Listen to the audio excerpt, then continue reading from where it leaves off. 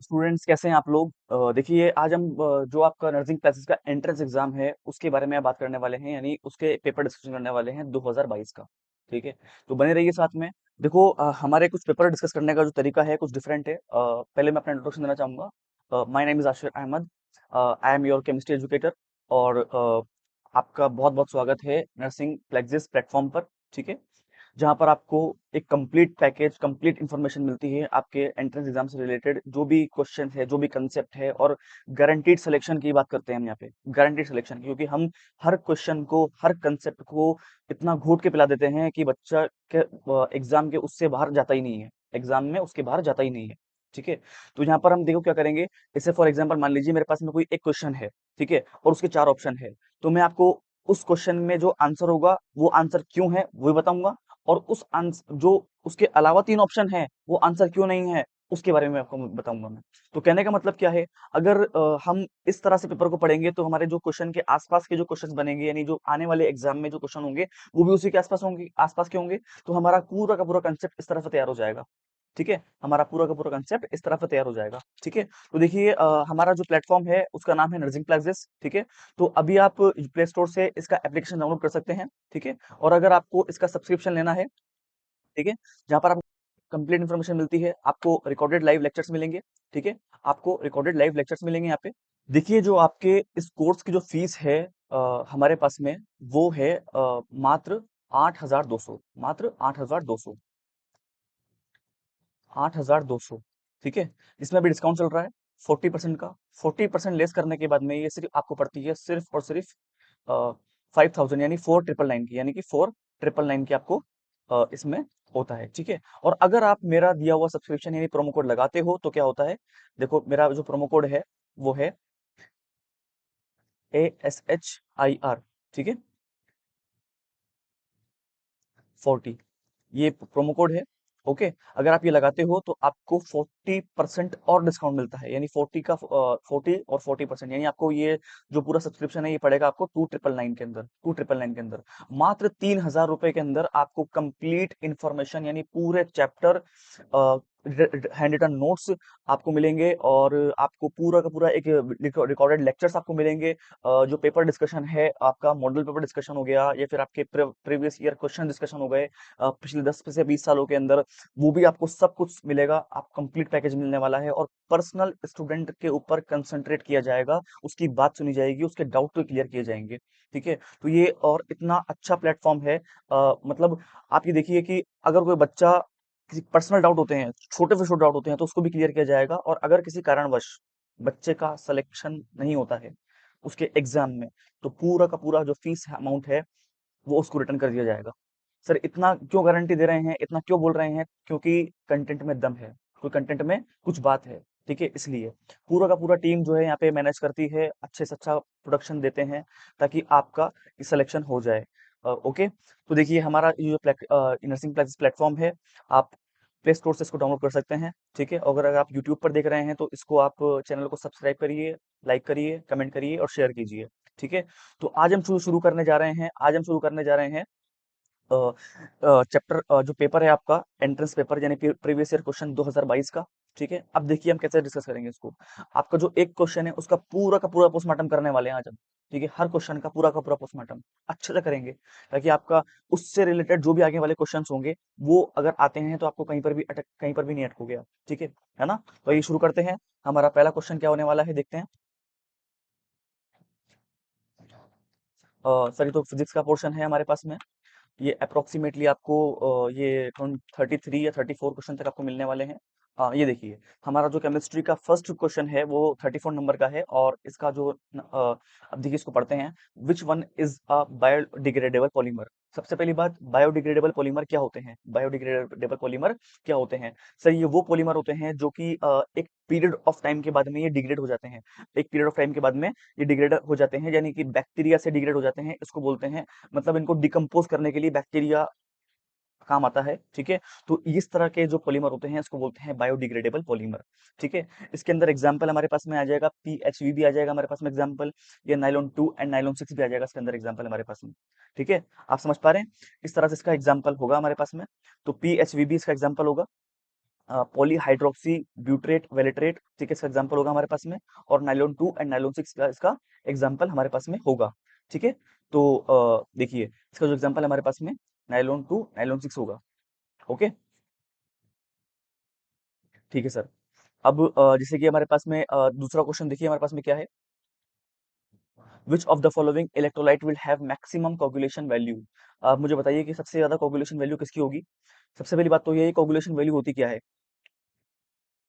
देखिए coagulation value होती है कि the minimum concentration of electrolyte, ऐसी मिनिमम कंसंट्रेशन इलेक्ट्रोलाइट की जो कोगुलेटिंग जो कोगुलेशन कॉज करती है, यानी जो ऐसी हमारे पास में सेकंड क्वेश्चन है विच of the following electrolyte will have maximum coagulation value. सबसे पहली बात तो ये बताइए कि कोगुलेशन वैल्यू क्या होती है। कोगुलेशन वैल्यू होती है कि 1 मिलीमोल मेरे पास में कोई इलेक्ट्रोलाइट है, मेरे पास में एक मिलीमोल इलेक्ट्रोलाइट है, इसको डिसॉल्व करने के लिए मेरे पास में कितना कोलोइडल सॉल्यूशन की रिक्वायरमेंट होगी। यानी 1 लीटर कोलोइडल सॉल्यूशन को मेरे पास में 1 लीटर कोलोइडल सॉल्यूशन है, मेरे पास में 1 लीटर कोलोइडल सॉल्यूशन है, 1 लीटर कोलोइडल सॉल्यूशन है। इसको पूरी तरह से कोगुलेट करने के लिए कितने मिलीमोल्स मेरे पास में रिक्वायरमेंट होगी इलेक्ट्रोलाइट की। ठीक है, कितने मिलीमोल्स की रिक्वायरमेंट होगी इलेक्ट्रोलाइट की। यानी मेरे पास में 1 लीटर, देखो मैंने यहाँ पे आपके सामने यहाँ पे मैंने 1 लीटर कॉन्स्ट कर दिया मैंने यहाँ पे। देखिए यहाँ पे लिखने, लेकिन यहाँ पे पहले हम लिखेंगे इन 1 litre colloidal solution, colloidal solution how many, how many millimole of electrolyte, how many mole of electrolyte, how many millimole of electrolyte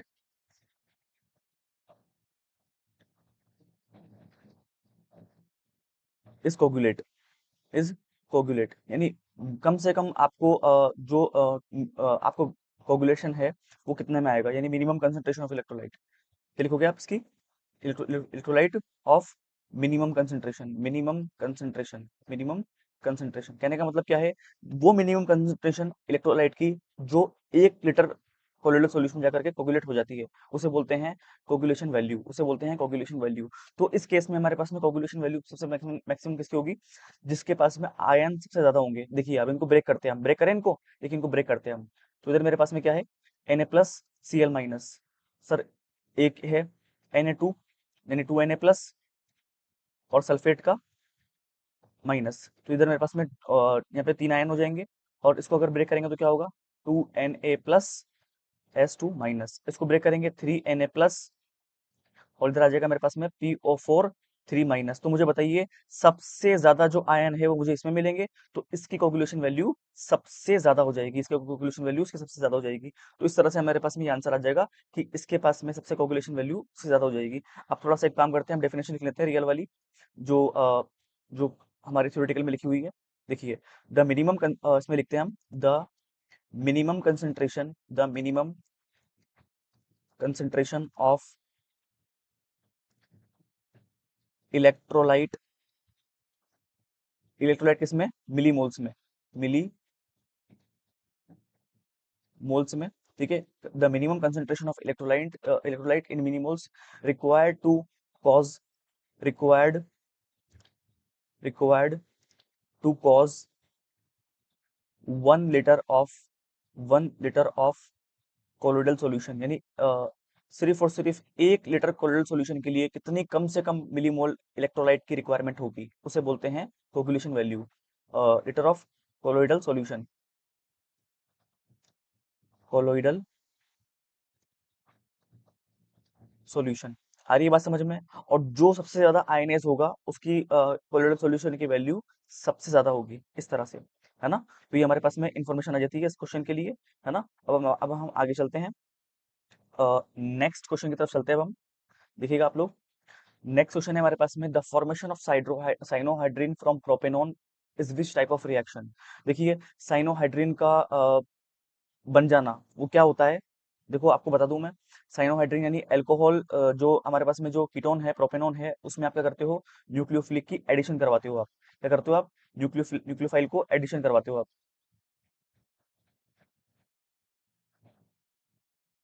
क्या होता है इसमें, न्यूक्लियोफाइल का एडिशन होता है, इसमें न्यूक्लियोफाइल का एडिशन होता है। जैसे आपको बताना चाहूंगा, देखो मैं, हमारे पास में एसीटोन है। एसीटोन क्या होता है, देखो एसीटोन होता है आपका CH3 C double bond O, ठीक है। और आप इसकी रिएक्शन करवाओगे HCN के साथ में, आप इसकी रिएक्शन करवाओगे HCN के साथ में। अब देखिए क्या होगा, अब देखिए यहाँ से ये वाला बॉन्ड टूटेगा, ब्रेक होगा, तो क्या होगा, इधर आएगा माइनस का चार्ज। मैं थोड़ा सा पेन चेंज कर लेता हूँ, देखिएगा आप लोग, ध्यान से देखिएगा, मैंने यहाँ पेन चेंज कर लिया है। अब ये यहाँ पर आएगा नेगेटिव का चार्ज, क्योंकि कार्बन और ऑक्सीजन में ऑक्सीजन ज्यादा इलेक्ट्रोनेगेटिव है, और जो कार्बन है वो ज्यादा इलेक्ट्रोपॉजिटिव है। और यहाँ पर क्या होगा, H+ आएगा और CN माइनस आ जाएगा। सिंपल सी बात है। ओके सर, ठीक है ठीक है ठीक है। अब देखिए, दो अलग अलग मॉलिक्यूल हैं और उन दोनों अलग अलग मॉलिक्यूल पर अपोजिट पोलरिटीज हैं। तो देखो, इसका पॉजिटिव वाला इस वाले के नेगेटिव से, और इसका पॉजिटिव वाला इस वाले के नेगेटिव से जाकर के जुड़ जाएगा। अब जरा जोड़ें इसको, देखिए जोड़ते हैं। तो देखिए हमारे पास में क्या क्या पॉसिबिलिटी होगी, बात करते हैं आपसे। ये मेरे पास में CH3 है, CH3 है, और ये ठीक है, ये नेगेटिव है, ये पॉजिटिव है, इस तरह से है, ठीक है सर। ओके। अब ये मेरे पास में H+ है और CN माइनस है। अब देखिए, इसका जो पॉजिटिव वाला है ये चला जाएगा इसके पास में, तो क्या बन जाएगा सर, ये बन जाएगा COH। देखो, इसका पॉजिटिव इसका नेगेटिव के पास में चला गया, ठीक है। और जो ये वाला नेगेटिव है, साइनेट वाला जो नेगेटिव है, वो चला जाएगा कार्बोकेटाइन के पास में, तो ये चला जाएगा मेरे पास में यहाँ पे, तो ये बन गया ऐसे, ठीक है। और ये देखो इस तरह से CH3 तो लगा हुआ ही है, एज इट इज जो लगा हुआ था।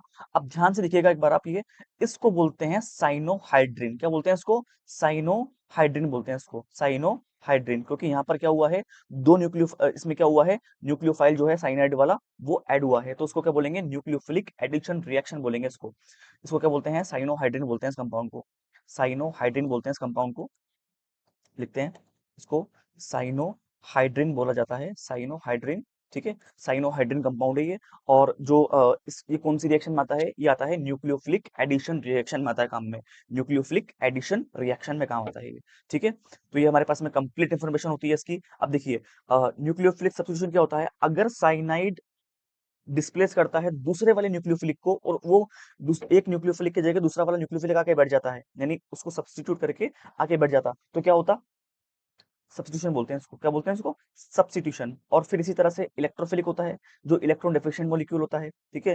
देखो, न्यूक्लियोफाइल क्या होता है, जो इलेक्ट्रॉन रिच होता है, जो साइनाइड है इसके पास में एक इलेक्ट्रॉन एक्स्ट्रा है, ठीक है, तो इसलिए क्या बोलेंगे इसको, न्यूक्लियोफाइल। और जो इलेक्ट्रोफिलिक सब्स्टिट्यूशन है उसको क्या बोलेंगे, इलेक्ट्रोफाइल का मतलब होता है इलेक्ट्रॉन डेफिशिएंट चीज, ठीक है, इलेक्ट्रॉन डेफिशिएंट स्पीशीज।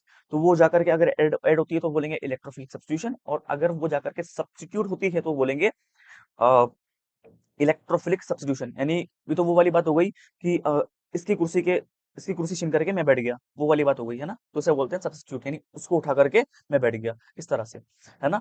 अब देखिए हमारे पास में जो नेक्स्ट क्वेश्चन है वो है क्वेश्चन नंबर 37। क्या कहता है वो, in which case the order of acidic strength is not correct. निम्न में से किस अम्लीयता की क्रम सही नहीं है। जो इसमें से अम्लीयता है, यानी जो एसिडिक नेचर है, एसिडिक स्ट्रेंथ है, इनमें से कौन सा सही नहीं है, बात करें इसके बारे में। देखिए बात करते हैं, बात करते हैं इसके बारे में।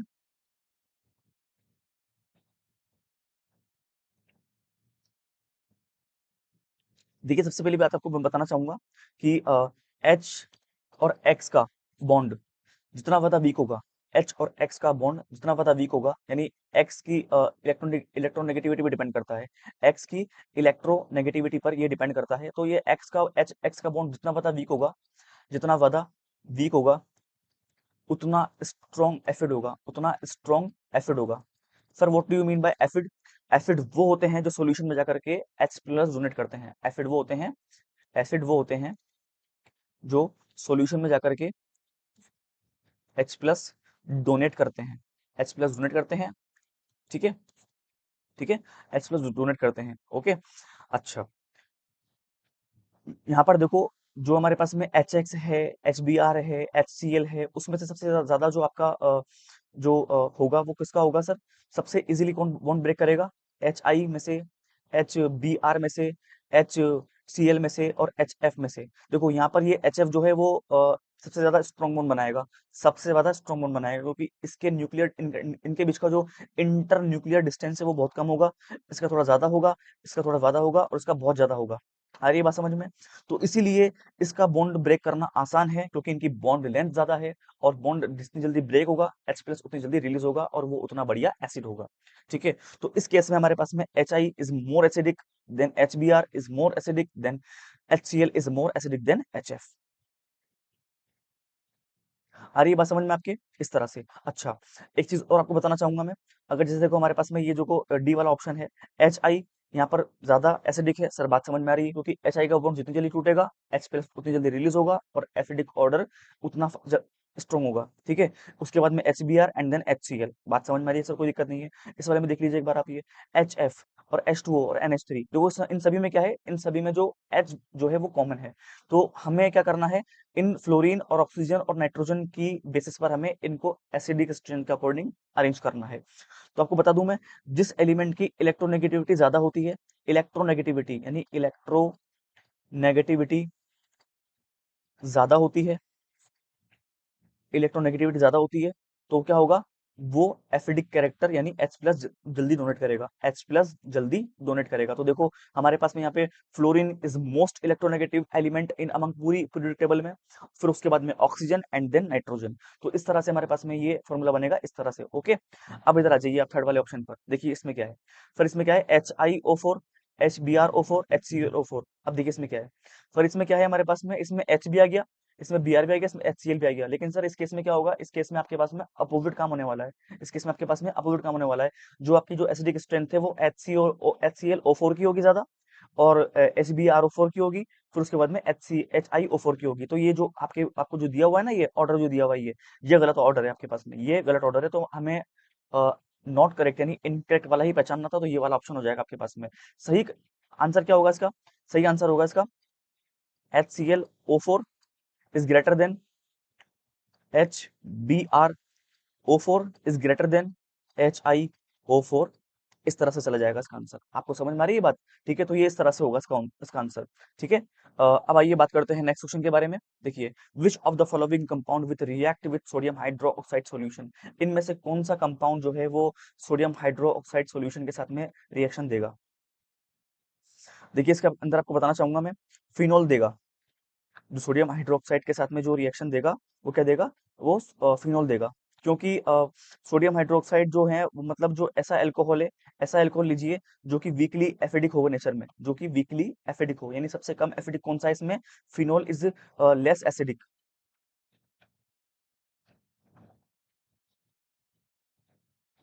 आई थिंक इसमें मोर एसिडिक देखना पड़ेगा हमें, आई थिंक इसमें मोर एसिडिक देखना पड़ेगा हमें। ठीक है, यानी सोडियम हाइड्रोक्साइड क्या है हमारे पास में, बेस है, तो उसमें जो सबसे ज्यादा एसिडिक होगा उसको देखना पड़ेगा। देखो हमें, मेरी बात सुनो, मेरी बात सुनो, सोडियम हाइड्रोक्साइड क्या है, बेस है, तो बेस एसिड से रिएक्ट करेगा। अब इन सभी के सभी में क्या है, ये सभी एक्चुअल में बेस है, लेकिन जो फिनोल है वो इन सब में कम बेस है, मतलब मोर एसिडिक है, मतलब ये मोर एसिडिक है। देखो मैं आपको बताना चाहूंगा, जो मेरे पास में सोडियम हाइड्रोक्साइड है, NaOH मेरे पास में जो है, वो एक्चुअल में बेसिक नेचर का है, वो एक्चुअल में बेसिक नेचर का है। अब जब ये बेसिक जो सॉल्यूशन है, अगर ये एसिड के साथ में रिएक्शन करेगा, तो आपको पता है क्या देगा ये देगा सॉल्ट प्लस वाटर देगा। ठीक है सर, ये बात तो हमें समझ में आ गई सर। अब देखना ये है कि इस बेसिक से रिएक्ट करने वाला एसिडिक कौन सा है। तो सर ये मेरे पास में A B C D option है, इन सभी के अंदर सर सारे के सारे मेरे पास में क्या है, ये बेस हैं। लेकिन इन सब में जो सबसे कम बेस होगा, जो सबसे कम बेस होगा यानी जो सबसे लीस्ट बेसिक होगा, लीस्ट बेसिक होगा, वो मोर एसिडिक कहलाएगा, वो मोर एसिडिक कहलाएगा। तो इन सभी के अंदर से जो फिनोल है वो मोर एसिडिक है। ठीक है, तो इसलिए हमारे पास में आंसर हो जाएगा फिनोल। ठीक है, क्योंकि फिनोल में रेजोनेंस पाई जाती है, जो कि एसिडिक कैरेक्टर को बढ़ाता है। ठीक है, इस तरह से। ओके, तो आई होप आप समझ गए होंगे। देखो मैं एक बार हिंदी में पढ़ देता हूँ उसको मैं, निम्न में से कौन सा यौगिक जलीय सोडियम हाइड्रोक्साइड के साथ क्रिया करता है ना, कौन सा जो कंपाउंड है, कौन सा जलीय है जो सोडियम हाइड्रोक्साइड के साथ में रिएक्शन यानी कि क्रिया करता है। तो हमारे पास में ये फिनोल आ जाएगा, C6H5OH, फिनोल, है ना, ये फिनोल मेरे पास में आ जाएगा। ओके, तो चलिए नेक्स्ट क्वेश्चन पे चलते हैं। हमारे पास में नेक्स्ट क्वेश्चन क्या है, देखते बात करते हैं। Which of the following example is an of vic di halide, इसको बोलते हैं विसिनल डाइहैलाइड। क्या बोलते हैं इसको? Vicinal dihalide. देखो, अगर मैं आपको बात करूं व्हाट इज विसिनल डाइहैलाइड, सबसे पहले वो समझते हैं हम। देखिए, विसिनल डाइहैलाइड क्या होता है? वो वाला हैलाइड होता है जो कार्बन यानी एडजेसेंट कार्बन पर आपके दोनों ग्रुप पर हेलोजन ग्रुप लगा हुआ रहे, दोनों ग्रुप पर दोनों कार्बन पर आपके हेलोजन ग्रुप लगा हुआ रहे। यानी मेरे पास दो कार्बन है, ये दोनों पास पास हैं, और इन दोनों कार्बन के ऊपर हेलोजन ग्रुप लगा हुआ रहे, तो इसको बोलेंगे विसिनल डाई हैलाइड। क्या बोलेंगे इसको? Vicinal die halide. तो आइए इसका कुछ लिखते हैं एग्जाम्पल, इसका कुछ डेफिनेशन लिखते हैं। देखिए, vicinal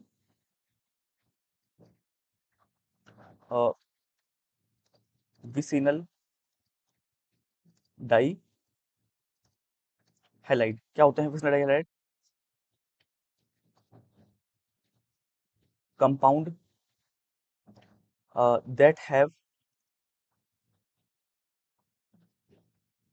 that have halogen compound that have halogen on adjacent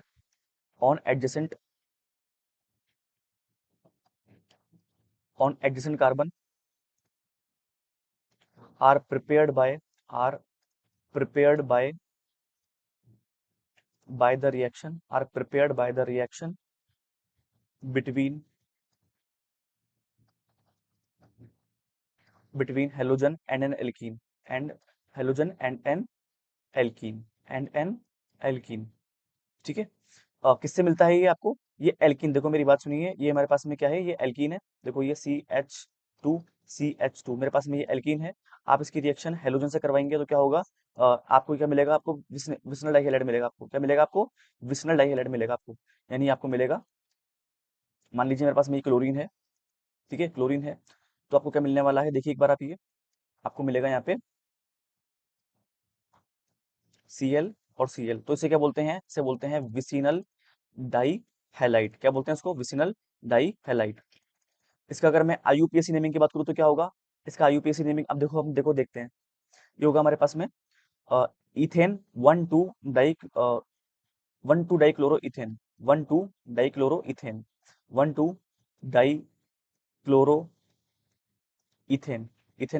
2 di chloro ethane. अब देखिए इसमें क्या है हमारे पास में? Allyl bromide, no sir. Ethylene bromide, no sir. Ethylene bromide क्या होता है? इसके देखो, इथाइलिन ब्रोमाइड ये होता है CH2 इसे बोलेंगे इथाइलिन ब्रोमाइड। और डाइक्लोरोमीथेन या डाइक्लोरोमीथेन, नो सर, ये भी नहीं होगा। 1 2 डाइब्रोमोमीथेन, डाइब्रोमो इथेन, हाँ सर, ये वाला आंसर हो जाएगा। ये क्या होगा? देखो सर, ये होगा मेरे पास में CH2 ब्रोमीन और ब्रोमीन। ये है हमारे पास में इथेन, या 1 2 डाइब्रोमो इथेन। क्या है हमारे पास में? 1 2 डाइब्रोमो इथेन। हमने जो लिया था, हमने क्लोरो से किया था। जो हेलाइट हमने लिया था वो क्लोरो इस्तेमाल किया था, और इन्होंने ब्रोमो बताया है। बात कंसेप्ट वही है। दो एडिशन कार्बन पर ब्रोमीन ग्रुप लगा हुआ है, इसे क्या बोलेंगे? इसे बोलेंगे विसिनल डाइहैलाइड। क्या बोलेंगे इसको? विसिनल डाइहैलाइड। तो आप समझ पा रहे हो कहने का मतलब क्या है? ओके। तो विसिनल डाइहैलाइड का मतलब ये होता है। अब आइए चलते हैं नेक्स्ट क्वेश्चन पे। देखिए, which is not a strong ligand which is not a strong ligand. इनमें से कौन सा जो लिगेंड है वो प्रबल नहीं है? यानी कौन सा जो लिगेंड है वो प्रबल नहीं है? देखिए, बात करें इसके बारे में, बात करते हैं। देखिए, हमारे पास में ये साइनाइड है, हमारे पास में साइनाइड है। देखो, ये हमारे पास में साइनाइड है, और ये थायोसाइनाइड है, और एक कार्बन मोनोऑक्साइड है, ये ठीक है। और ये हमारे पास में अमोनिया है। आपको बताना चाहूंगा मैं, अमोनिया जो है वो स्ट्रॉन्ग, देखो ये तीनों के तीनों जो है हमारे पास में, ये तीनों के तीनों स्ट्रॉन्ग लिगेंड की तरह बिहेव करते हैं, स्ट्रॉन्ग लिगेंड की तरह बिहेव करते हैं, स्ट्रॉन्ग लिगेंड की तरह बिहेव करते हैं। सर स्ट्रॉन्ग लिगेंड के होता क्या है? देखो आपको बताऊं, अगर थोड़ी सी डिटेल में आपको बताऊंगा। देखो मैं, ये हमारा कोऑर्डिनेशन कंपाउंड में से लिया गया है टॉपिक। जैसे कि फॉर एग्जांपल हम एग्जांपल लेंगे K4FeCN6, K4FeCN6। तो ये हमारा क्या है? कोऑर्डिनेशन कंपाउंड है। आपको पता है जो पोटेशियम है वो काउंटर आयन है, फेरस सेंट्रल मेटल एटम है, और ये जो साइनाइड है मेरे पास में ये लिगेंड है। अब ये देखो, आपको पता है कि ये जो फेरस है मेटल है, सेंट्रल मेटल एटम। आपने पहले से सुना होगा कि जो मेटल है वो इलेक्ट्रॉन डोनेट करता है, लेकिन ये पहला चैप्टर ऐसा है कि यहाँ पर इलेक्ट्रॉन जो है, मेटल जो है वो इलेक्ट्रॉन देगा। वो इलेक्ट्रॉन लेगा, क्योंकि इसके पास में डी ब्लॉक होता है, डी ब्लॉक का मतलब खाली स्पेस होती है, तो ये रख लेगा आराम से। तो लिगेंड एक ऐसी स्पीशीज है जो सेंट्रल मेटल एटम को भी इलेक्ट्रॉन डोनेट करती है। चलो सर, बात समझ में आ गई हमें। अब देखिए, जैसे ही इलेक्ट्रॉन, अब डिपेंड करता है कि हमारे पास में कौन से टाइप का लिगेंड है, वीक लिगेंड है या स्ट्रॉन्ग लिगेंड है। अगर वीक लिगेंड होगा तो कोई बात नहीं, अगर स्ट्रॉन्ग लिगेंड होगा तो क्या होगा, इलेक्ट्रॉन की पेयरिंग होना शुरू हो जाएगी, इलेक्ट्रॉन की पेयरिंग होना शुरू हो जाएगी। इसके अंदर बहुत डिटेल में आपको मैं नहीं लेके जाऊंगा, ठीक है। आपको मैं इतना बताऊंगा कि स्ट्रॉन्ग लिगेंड पेयरिंग करता है और वीक लिगेंड पेयरिंग नहीं करता है, तो ठीक है।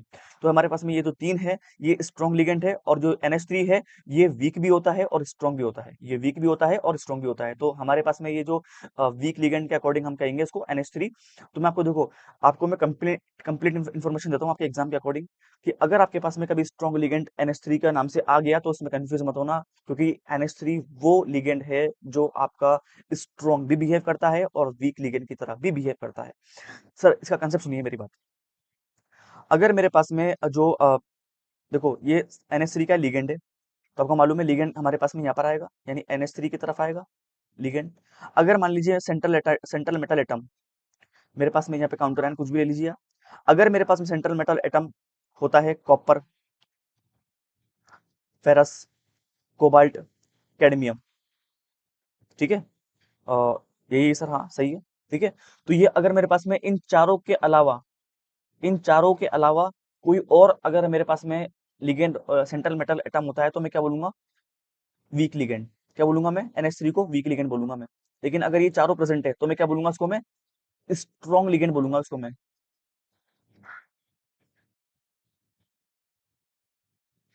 इसको मैं क्या बोलूंगा, इसको मैं बोलूंगा स्ट्रॉन्ग लिगेंड बोलूंगा इसको मैं, स्ट्रॉन्ग लिगेंड बोलूंगा, ठीक है। और अगर इन चारों के अलावा कोई अगर मेरे पास में सेंट्रल मेटल आ जाता है तो मैं इस लिगेंड को बोलूंगा वीक लिगेंड। तो देखो, NH3 का वीक होना या स्ट्रॉन्ग होना डिपेंड करता है कि उसके पास में सेंट्रल मेटल एटम कौन सा है। अगर उसके पास में सेंट्रल मेटल एटम ये चारों हैं तो स्ट्रॉन्ग लिगेंड कहलाएगा, और अगर नहीं है तो वीक लिगेंड कहलाएगा। इसकी ट्रिक मेरे पास में है, फेको कॉपर का कड़ा, फेको कॉपर का कड़ा, फेको कॉपर का कड़ा। देखो, आप देख रहे हो, फे को कॉपर का कड़ा, है ना, इस तरह से। तो ये हमारा NH3 जो होगा वो वीक लिगेंड होगा, स्ट्रॉन्ग लिगेंड नहीं होगा, ठीक है। ओके सर, नेक्स्ट क्वेश्चन देखते हैं क्या है। विच of the following reaction will not result in the formation of carbon bond. इनमें से बताइए कि कौन सी जो रिएक्शन है जो कार्बन बॉन्ड नहीं बनाती है। सबसे पहली बात, वुड्स रिएक्शन बनाती है, सर बनाती है। केनिज़ेरो रिएक्शन बनाती है, जी हाँ बनाती है। रिमर टीमन रिएक्शन नहीं बनाती है, देखते हैं। और फ्रिटिक रिएक्शन, सर वही बनाती है। तो आइए बात करें इसके अंदर क्या है क्या नहीं है, देखिए बात करते हैं। देखो, वुड्स रिएक्शन क्या होती है, when alkyl halide is treated with when alkyl halide is treated with sodium metal in the presence of dry ether, in the presence of dry ether, ROR, ठीक है। It will give simple hydrocarbon chain, it will simple hydrocarbon chain. अब देखिए, यहाँ पर ये RX के दो molecule थे, ये दो R जुड़ चुके हैं, यानी दो कार्बन की चेन जुड़ चुकी है, तो कार्बन कार्बन का बॉन्ड बन गया है। तो इसको तो क्या बोलेंगे, ये तो हमारे कार्बन का बॉन्ड बनाता है। तो इसमें क्वेश्चन में पूछा गया है कौन नहीं बनाता है, 2NaCl, ठीक है। कैनिज़ारो रिएक्शन में भी क्या होता है, कैनिज़ारो रिएक्शन में भी हम क्या करते हैं, जैसे कि CH3CO COH ये लेते हैं हम, ठीक है, हम ये लेते हैं, ओके। इसके अंदर भी क्या होने वाला होता है, देखिए, हम दो मॉलिक्यूल लेंगे इसके, CH3COH के, है ना। तो देखिए इसमें क्या होता है, अ, इसके अंदर क्या होता है, इसका निकलता है H, ये वाला, और इधर आगे जुड़ता है इसका मेरे पास में कैनिज़ारो रिएक्शन की मैकेनिज्म करें, देखो, है ना, करते हैं इससे मैकेनिज्म। तो देखो देखो, एक तरफ हमारे पास में ये वाला बॉन्ड ब्रेक होता है, हमारे पास में ये वाला बॉन्ड ब्रेक होता है, इधर आएगा माइनस, इधर आएगा पॉजिटिव। और देखो इधर मेरे पास में क्या है, जैसे कि आपको बताऊंगा मैं, देखिए, ये है मेरे पास में CH2 minus, C double bond OH, और ये मेरे पास में है CH3C और H, सिंपल है। अब देखिए, हमारे पास में ये जो H प्लस यहाँ से निकला है वो जाएगा इसकी तरह, इसके पास में कहाँ पे जाएगा सर, वो इसके पास में जाएगा। तो जरा मैं इसको रिएक्शन को लिखता हूँ, पेन चेंज करता हूँ, ओके, वेरी गुड।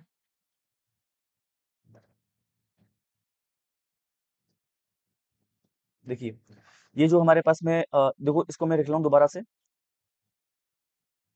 CH3C। अभी जो O माइनस था, ये इसको H जो है वो आ जाएगा इसके पास में, और मेरे पास में ये जो H था वो यहाँ पे रुक जाएगा। H जो था वो यहाँ पे रुक जाएगा, और इस कार्बन पॉजिटिव चार्ज है। अब ये पॉजिटिव चार्ज किसको अट्रैक्ट करेगा? ये जो नेगेटिव स्पीशीज है इसको अटैक करेगा। देखो यहाँ पर आ जाएगा CH2, है ना, CH2, और इधर रहेगा मेरे पास में COH। अब देखिए, ये जो बॉन्ड बनाने वाला बॉन्ड जो बना है, ये बना है कार्बन कार्बन का बॉन्ड। तो हम कह सकते हैं कि जो कैनिज़ारो रिएक्शन है उसके अंदर क्या होता है, बॉन्ड बनता है, ठीक, कार्बन कार्बन का। अभी यहाँ पे क्या होगा, फर्दर आपको बता दूं मैं, कैनिज़ारो रिएक्शन के अंदर ये H बाहर निकलेगा और H2 रिमूव हो जाएगा, यानी जो H है ये यहाँ पर आ जाएगा, और ये यहाँ पे रिमूव कर दो इसको, तो ये H2 बाहर निकल जाएगा। इसे बोलते हैं कैनिज़ारो रिएक्शन। क्या बोलते हैं इसको? कैनिज़ारो रिएक्शन बोलते हैं इसको, कैनिज़ारो रिएक्शन। ओके। अब देखिए, अ, अब बात करते हैं फिटिक रिएक्शन के बारे में। तो सर फिटिक रिएक्शन भी ऐसी होती है जो वुड्स रिएक्शन होती है, थोड़ा बहुत डिफरेंस होता है इसके अंदर भी। इसके अंदर भी कार्बन कार्बन का बॉन्ड बनता है, इसमें भी कार्बन कार्बन का बॉन्ड बनता है। अब रिमर टिमर रिएक्शन की बात करते हैं। सर रिमर टिमर रिएक्शन क्या कहती है हमारी, बात करें। देखिए, फिनॉल की रिएक्शन आप करवाते हो, फिनॉल की रिएक्शन आप करवाते हो, फिनॉल की रिएक्शन आप करवाते हो in the presence of chloroform, alcoholic KOH, chloroform CH Cl3, और KOH के प्रेजेंस में आप करवाते हो तो आपको क्या मिलता है? आपको मिलता है क्लोरोबेंजीन। आपको क्या मिलता है? सॉरी, टू हाइड्रोक्सी बेंजेल्डिहाइड मिलता है आपको। टू हाइड्रोक्सी बेंजेल्डिहाइड आपको मिलता है, यानी ये टू हाइड्रोक्सी बेंजेल्डिहाइड आपको मिलता है। अब देखिए, क्या बोलते हैं इसको? Two hydroxy benzaldehyde, two hydroxy benzaldehyde.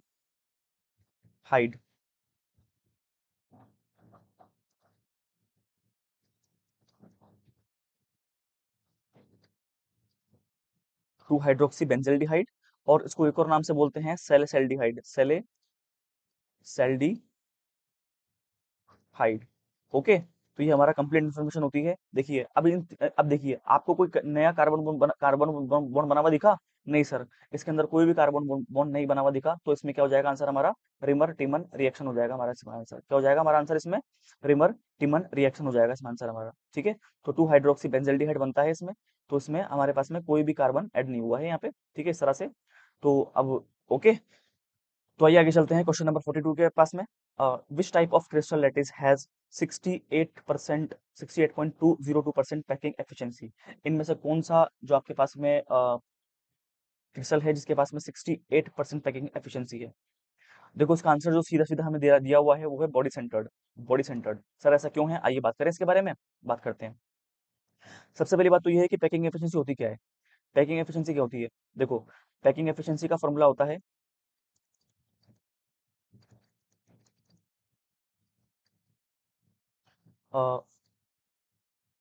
Volume of unit cell, volume of unit cell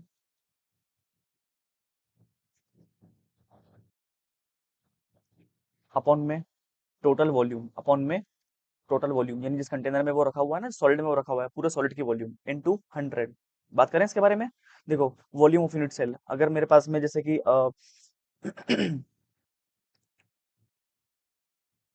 volume of unit cell, देखिए बात करते हैं इसके बारे में। अब देखिए स्टूडेंट्स, हमारे पास नेक्स्ट क्वेश्चन है, क्वेश्चन नंबर 42। इसका ये कहता है which type of crystal that is has 62.02% packing efficiency? किस क्रिस्टल जालक की संकुलन क्षमता 68.2% है, प्रतिशत है?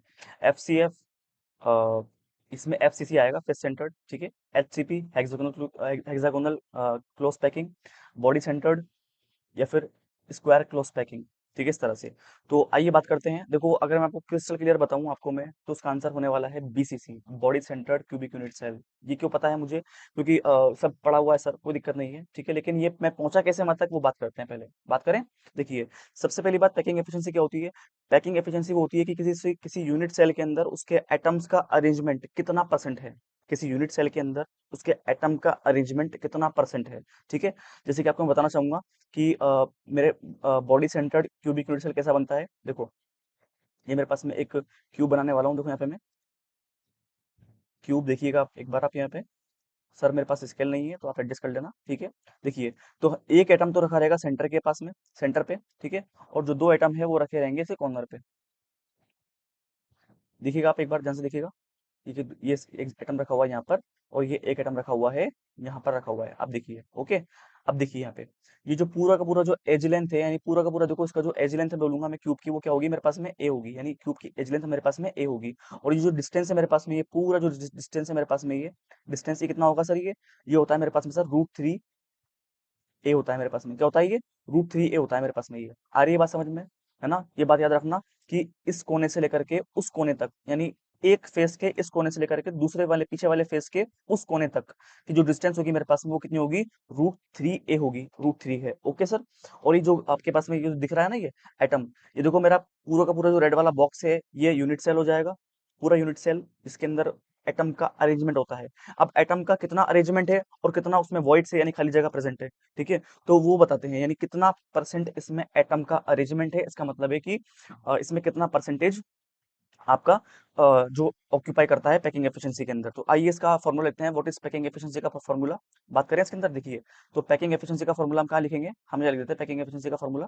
देखिए यहाँ पे, percentage is equals to volume occupied, occupied by atom in unit cell, यानी जितने भी एटम ने वॉल्यूम ऑक्यूपाई किया है यूनिट सेल में, अपॉन में टोटल वॉल्यूम, अपॉन में total volume, total volume of unit cell.